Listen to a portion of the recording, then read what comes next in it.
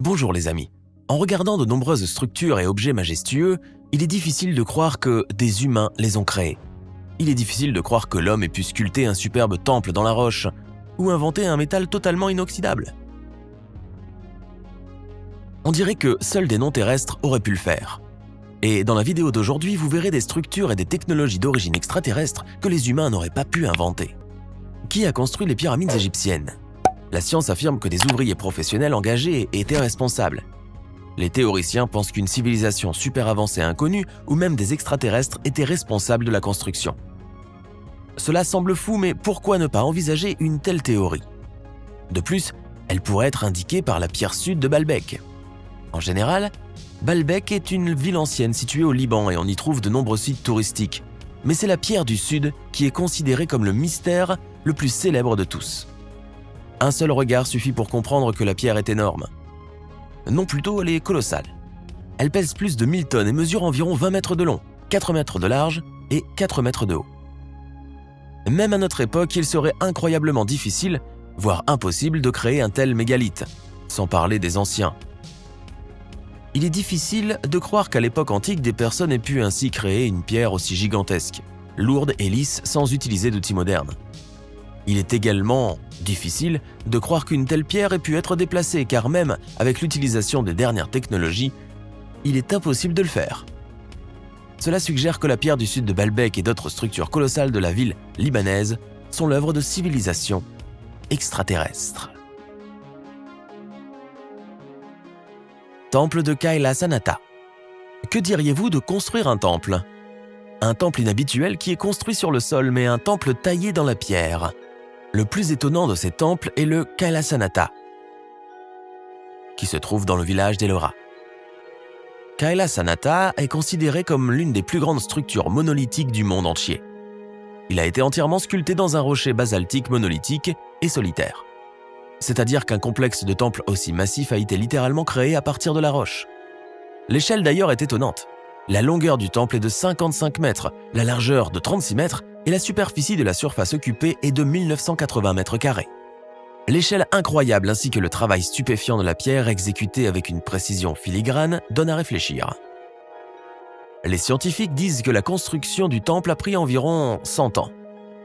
C'est une longue période, mais il est presque impossible de construire quelque chose comme ça, même en si peu de temps.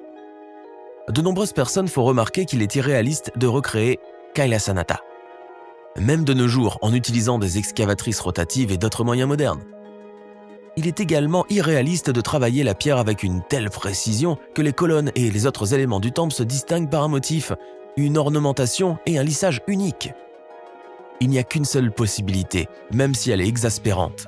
Le temple a été construit par des représentants de forces extraterrestres. Kailasanath n'est pas le seul mystère en Inde. Il y a aussi beaucoup de mystères et d'énigmes dans ce pays en général. Et en voici une autre.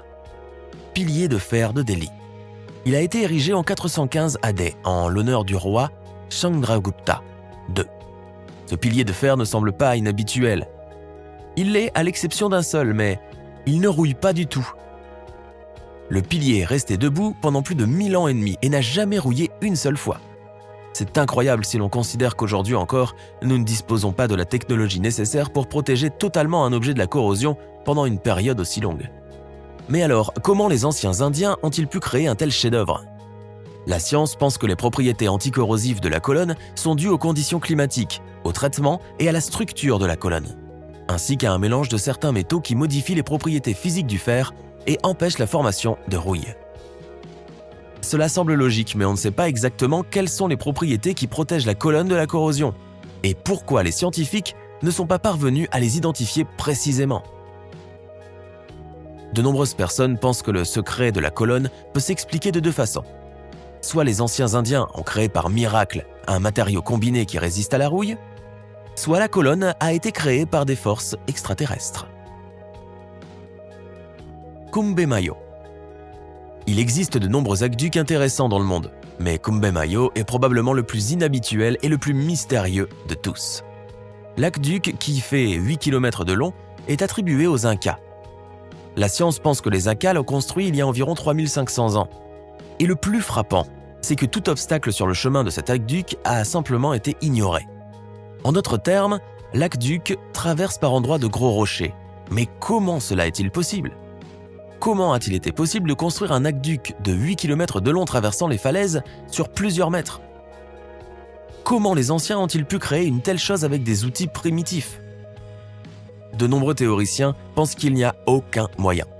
D'ailleurs, ce ne sont pas seulement tous ces bâtiments et objets incroyables qui suggèrent que des visiteurs venus de l'espace ont pu être sur Terre, mais aussi les artefacts très étranges et suspects disséminés sur toute la planète. Masque. De nombreuses météorites de toutes formes et de toutes tailles tombent sur la Terre. Cela ne surprend personne, mais certaines météorites peuvent encore vous surprendre. La plus mystérieuse d'entre elles est une météorite de fer appelée le masque. Il doit son nom à sa forme inhabituelle qui ressemble à un masque antique. La météorite a été découverte dans le désert du Kalahari au Botswana par un habitant de la région. Il est impossible de prendre cette découverte inhabituelle pour une météorite à première vue, car elle a une forme symétrique avec des fentes pour les yeux et une saillie pour le nez. C'est pourquoi de nombreux théoriciens pensent qu'il ne s'agit pas du tout d'une météorite, mais du moulage d'une créature humanoïde qui se retrouvait au milieu du désert. Sphères africaines. Vous pouvez non seulement rencontrer des masques extraterrestres en Afrique, mais aussi des sphères extraterrestres.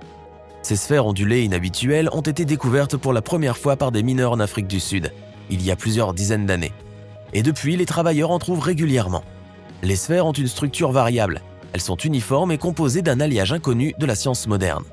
D'autres ont une substance spongieuse blanche, incompréhensible à l'intérieur. Quoi qu'il en soit, ils ont tous un élément en commun: les sillons qui courent en leur centre. La roche, dans les profondeurs de laquelle les mineurs continuent de trouver ces sphères énigmatiques, a environ 3 milliards d'années.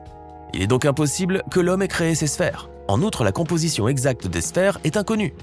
Leur but reste un mystère pour les scientifiques. Compte tenu de tout cela, il n'est pas surprenant que de nombreuses personnes pensent que les sphères ondulées sont des artefacts extraterrestres.